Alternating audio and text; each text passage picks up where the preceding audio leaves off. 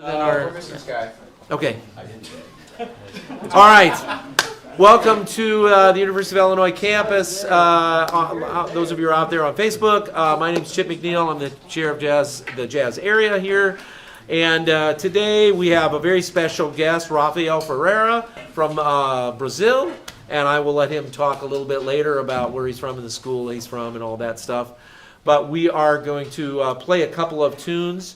We're going to play an arrangement of a great Wayne Shorter composition called Anna Maria with the concert jazz band today.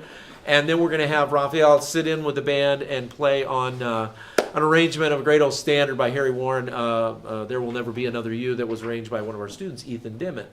So we'll get him up to do that in just a minute. Before we get to that, just some quick announcements. I've had some students ask about the juries. Juries are going to be on Monday, April 29th. I haven't put up the sign-up sheets yet, but we're just going to kind of do the standard thing we've done for years this semester. We've tried to getting them changed. Please check with your studio teacher, whether it's faculty or a TA, if you're required to do a jury or not. They can let you know. Some people do, some people don't. Okay, it just depends on the TA that you're studying with or the particular studio teacher. So just ask them. If you are doing a jury, you need to get the forms from either the faculty member or the TA, or I have them also, I can give them, but it's kind of nice. You can get them from your individual studio teachers as well. Even if you're a non-jazz major, still ask if you're taking jazz lessons with somebody, TA or faculty member, make sure to ask them if you're required to do a jury or not, okay? Jazz majors are, unless you gave a recital this semester. Anybody that gives a recital, you don't have to do a jury in this semester, so okay? That's the policy. It has been for quite some time. I will put up the sign-up sheets right here on the door of Smith 25, probably early next week, and outside of 11 and outside of Professor Spencer's office. I know he's on sabbatical this semester, but we will get in there. Max has a key. He's the TA, so we can or I'll get a key to get us in. Okay, I'll get a key to get us in. I'll open it up. I'll make sure it's open. I can get one. So those will be the three places we're going to do them. If there's any change in that for any reason, if we decide Larry would rather do them in his office or something, we can do that too, either way, or just somewhere that we have a couple of pianos or a piano.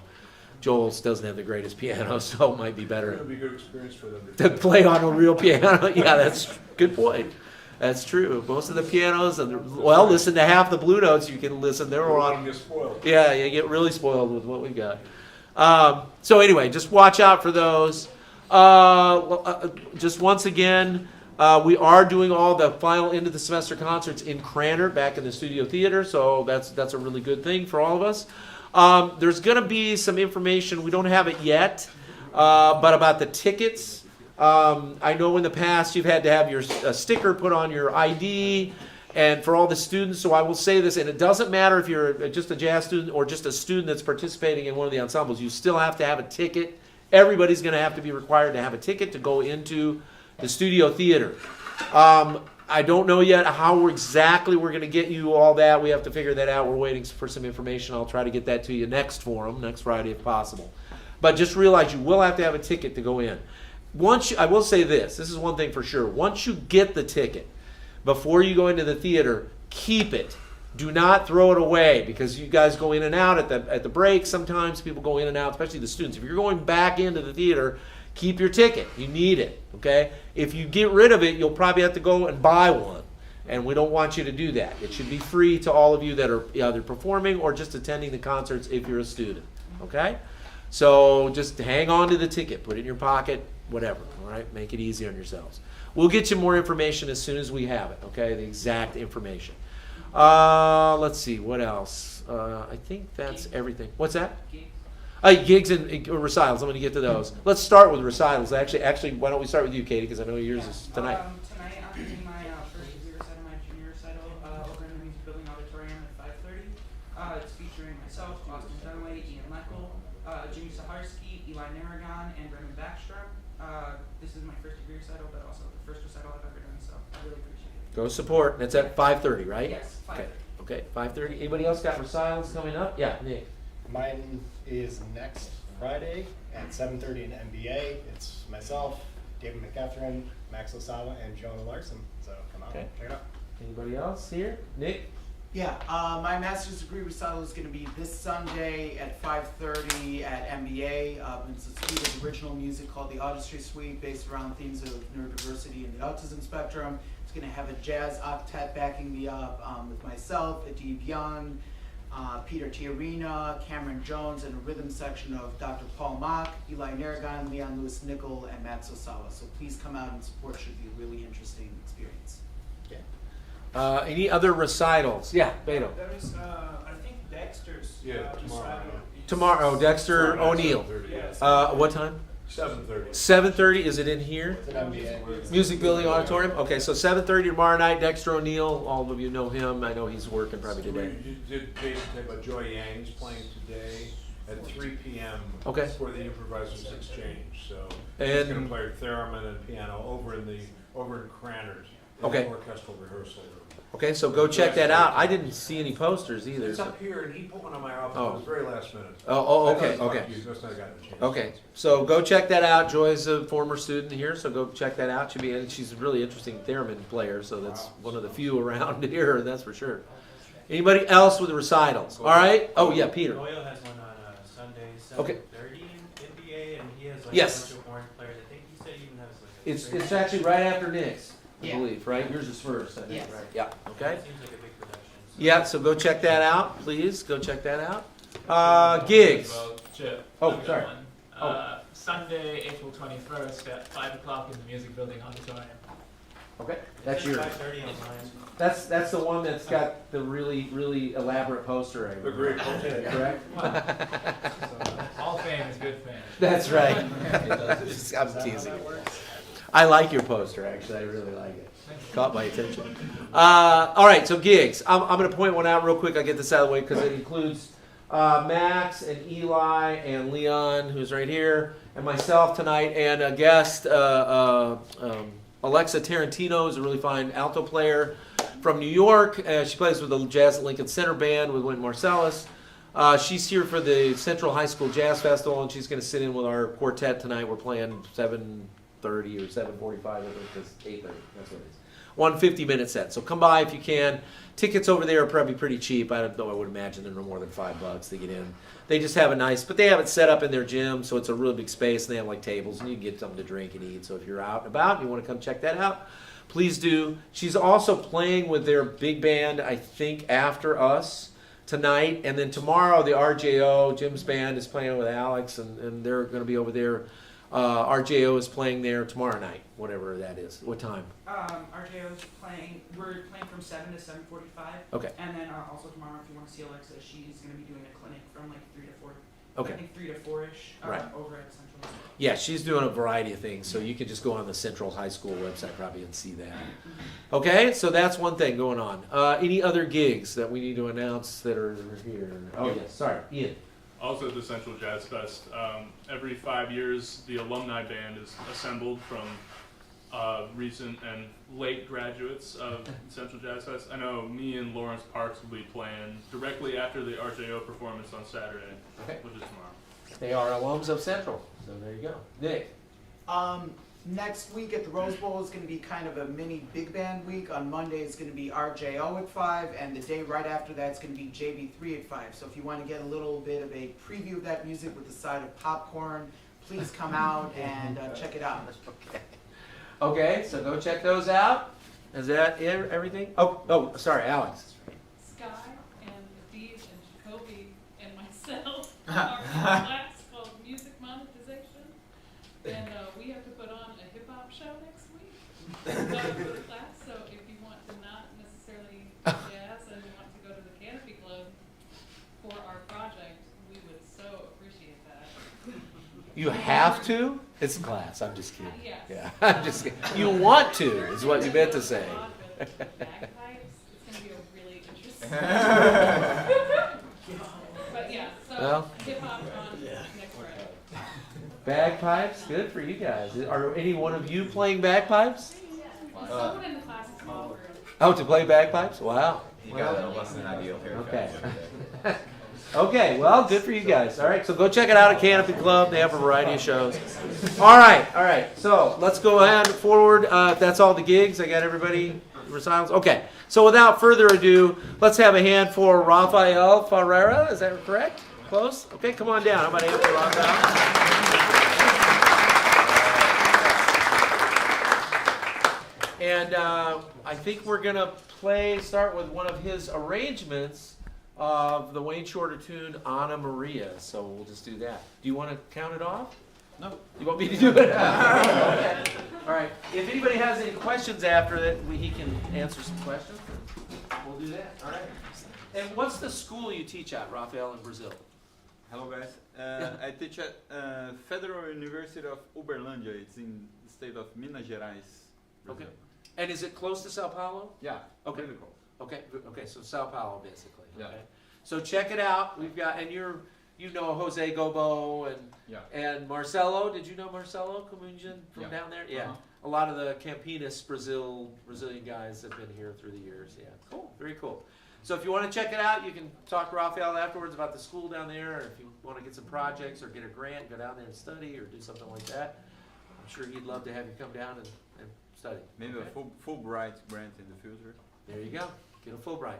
He said he was here, 2 years ago? Yeah. On a Fulbright and working over at Milligan, teaching at Milligan over in Actually, we received a Milligan professor. Oh, they came down there Yeah. to your school. Yeah. I see. Oh, beautiful. One Even so. Well, there professor. you go. Right there. Yeah, So if you Mark can get Tonelli. Oh, Mark Tonelli. Plays guitar. Great guitar Yeah. player. Yeah. Very For a cool. whole semester.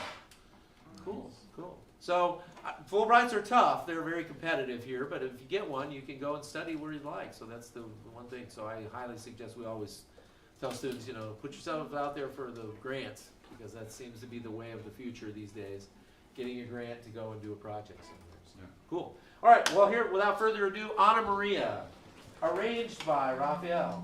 Okay. Tempo that you want? Is that cool? Yeah. Stop right there. 2 bars. 1, 2.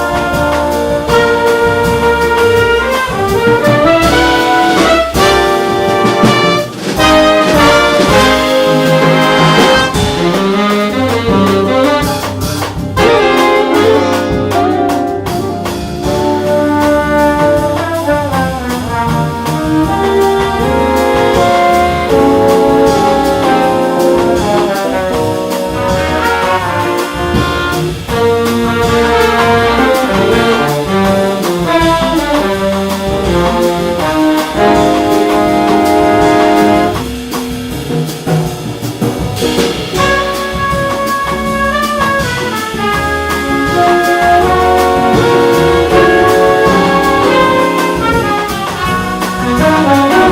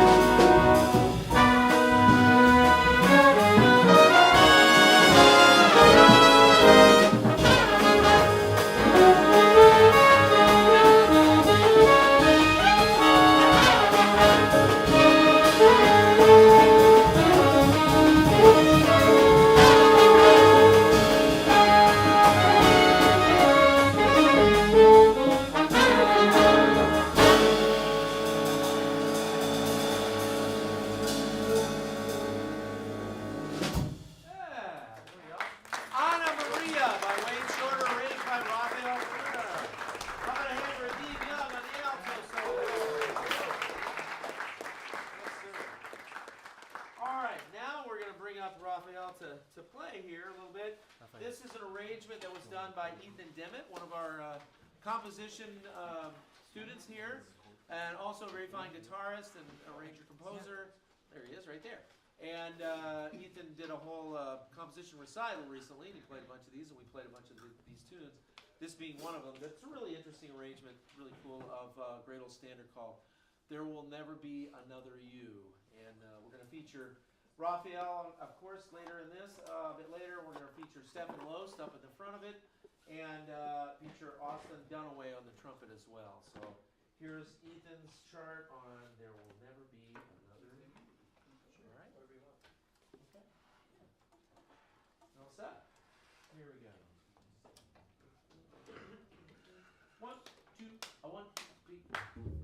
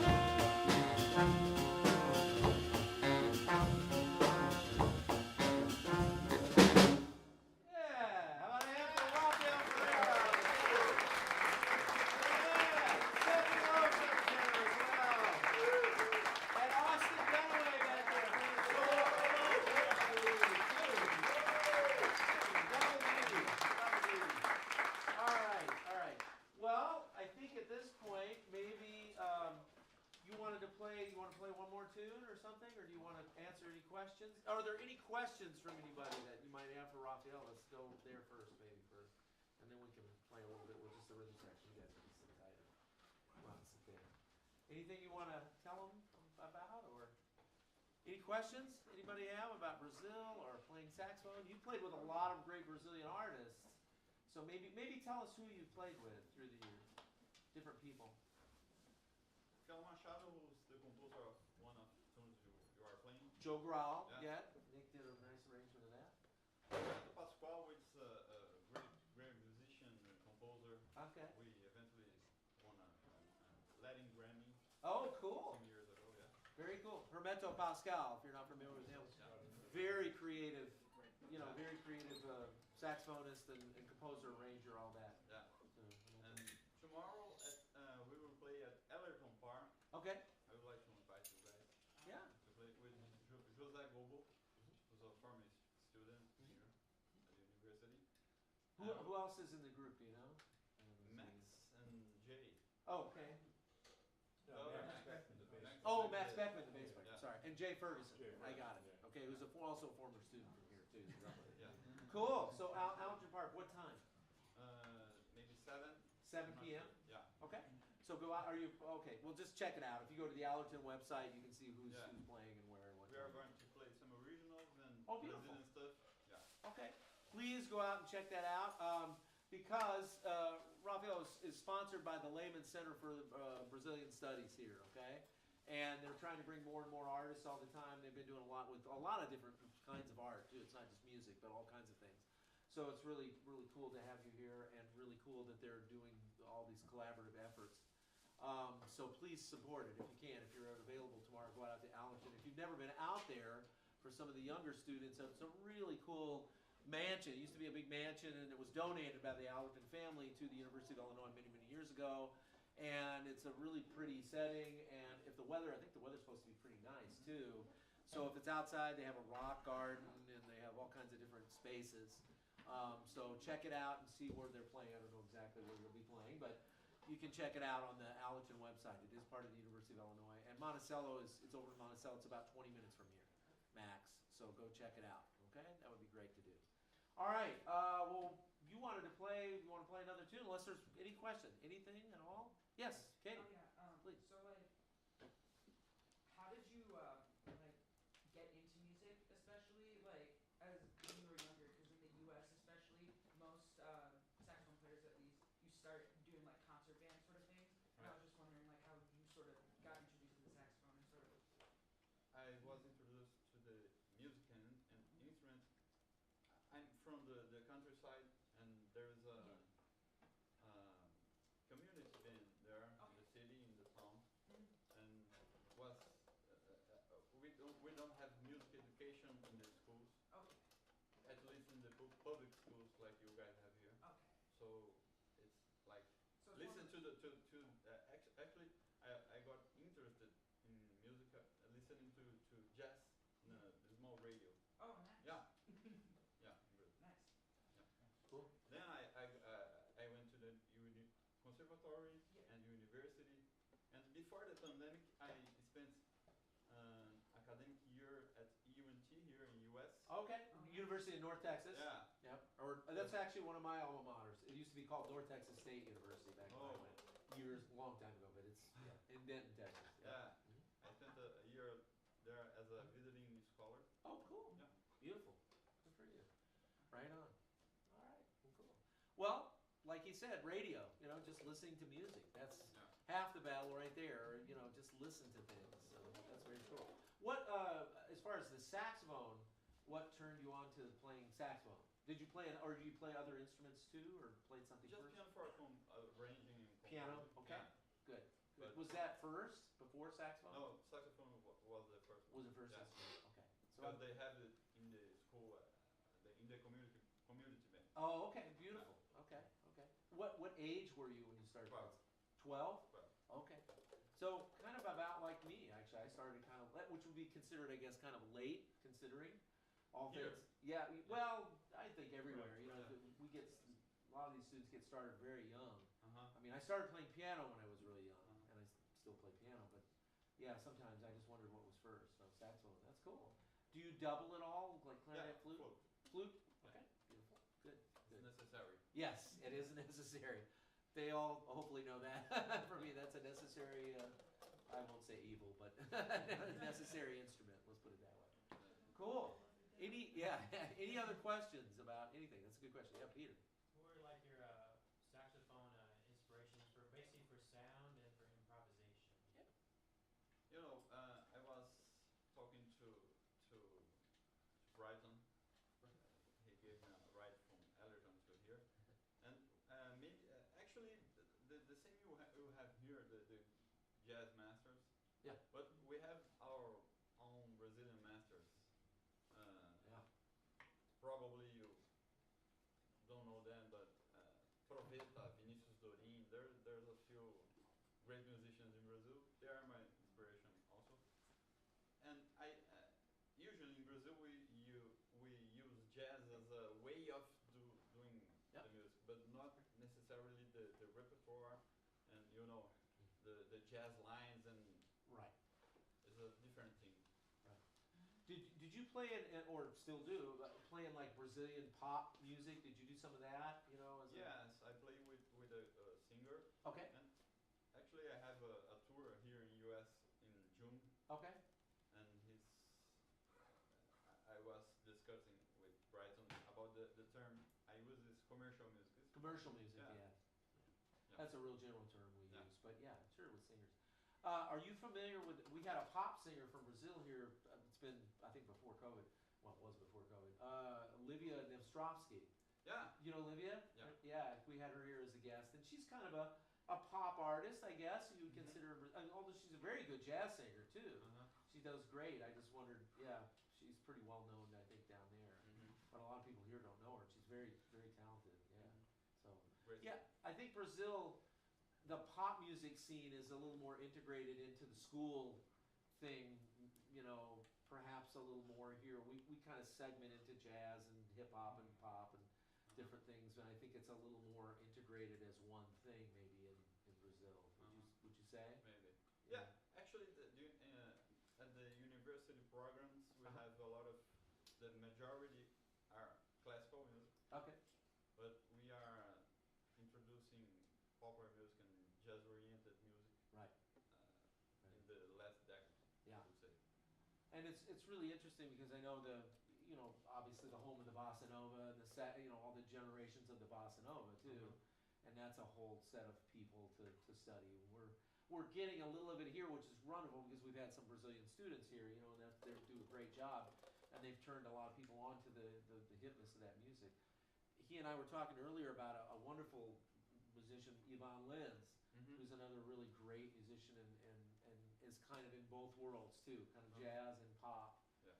Every time I've dealt with him, it's been kind of a little bit of both. I had a story I was telling. We used to play at a club in Sao Paulo that he was familiar with. It's closed now, called the Matsu Plaza. And when we were there years ago, we would go out into the schools every day, and in the public schools, like little students, young, very young students, like 5, 6, 7 years old, and they would play, and the band directors would bring us in, and they would all play recorders, but they were playing like Ivan Lins tunes, like these really hip tunes in harmonies, like 30 of them, and it was like there's nothing like that here in our public school. It was like really way hipper in terms of the harmonic stuff, at least, and their musicianship level at that age. I think Katie brought it up. We play in concert band and do some of that, and that's about as far as sometimes you get. Yeah. If there's a jazz band director, maybe you get it a little earlier, but that was really neat to see, and that was a long time ago. So I'm sure it's way better even now. So that was cool. Yeah. Oh, sorry. Question, Nick. Yeah, I was actually going to pivot from that exact question. So I think about like we played Jogral earlier, and I was talking to another friend here, and like that was a popular tune despite it having that complexity harmonically and stuff. What is it about, I guess maybe the culture of Brazilian music, in not so much just in the schools, but in terms of in the communal aspect of it, that that allows that kind of harmonic complexity and sophistication to have a popular appeal, maybe in a different way than in the U.S. today? I will try to. Oh yeah, no, But- no perfect answer needed. Actually, that Joe Grau and that kind of music, it doesn't play on the major radios, to be honest. Right. It's just a cluster of the society who listens to this kind of music, Okay. actually, who had access to education, more kind of formal education, etc. Yeah. But it's kind of popular. This tune was recorded by Javan, who's a Javan, ver- right, yeah, yeah. who's a very popular artist. in Brazil. Singer, yeah. That's because Joe Grau is so popular, Uh-huh. I think. Yeah. But Maybe more tied to the artists themselves. yeah, Yeah. maybe, Yeah. I suppose. Cool. Interesting. Yeah. Well, I would say that's probably the case here too. Popularity of the particular artist, sometimes outweighs the song necessarily or the style of the song. They'll just listen because I know Michael Jackson, and I'm gonna check it out, or Beyonce, or whoever it is, and they'll listen to it. Yeah, and I think that was kind of interesting with Brazil. And the bossa nova, I'll just go back a little bit, but like Stan Getz, his travels to Brazil and playing down there a lot with a lot of great musicians is where he got turned on to Joe Beam and obviously all those great composers, and then brought that music back here. And because he was kind of popular and well known, people listened to that music, even though it was completely kind of a different music for him at the time. And that's going back into the '60s. But another example of that, where the artist actually kind of maybe outweighed the particular songs, because I don't think the American general public would know the songs so much sometimes, but they might know the particular artist. And then he brought Astrid Gilberto too, and her version of "Girl from Ipanema." Obviously, that was a huge, big one. So, and people just got into the sound of that. Huh, interesting. Anything else? Anything else? Questions you want to ask? About Brazil or Brazilian music, or anything about teaching down there? Because you teach. What do you teach down there, Raphael? Instrument saxophone. Yeah. Yeah, and our master's program is very different. Okay. The students have to write just write a big thesis, Okay. and I work with the students too, Okay. writing and stuff. Doing research. Is Yeah, it research. based around research of a particular artist or something like that, or Yeah, just or different maybe subjects? a subject Okay. like improvisation. Okay. Gotcha. Okay. Do they perform? Do they have In the program? ensembles? Yeah. No, No, they don't. Oh, that's interesting. Wow. it's just like musicology. Oh, it's like a musicology degree. Yeah. Okay. That's different, and I will tell you a little bit about the history of this program, because when I started this 22 years ago, we were one, even in this country, of only, I think 4, maybe, I don't think there was even 5, it was just 4 at the time, degrees in all of the United States that were jazz performance. This is specifically a jazz performance degree. That's why all these guys do that, and all these young people are doing this.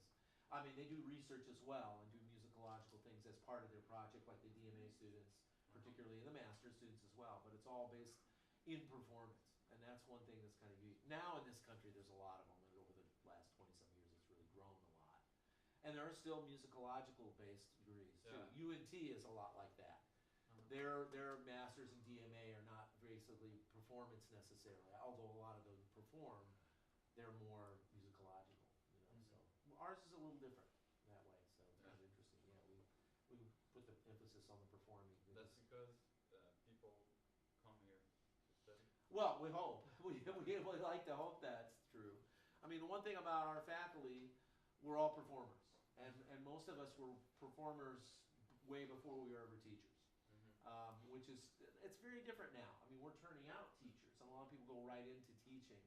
And one of the things that I felt, this is just an opinion from me, but I don't know how you feel about it, I think it's a really important skill to have performers go out and play in the music business, and go out and find out what the business side of it is, because as you know, and we try to teach our students, the music business and music are two different things. And you have to learn how to make them, have a marriage. How can you make a living? Keeping your artistic side and feeding your artistic soul, as well as, being able to eat, literally. So what are your I feelings? agree. I'm glad I'm recording the Oh, okay. people in Brazil. Okay. Yeah. Yeah, well, good, yeah. Usually people don't think like that in my country. Okay. Yeah. Interesting. I mean, I just think that experience is invaluable.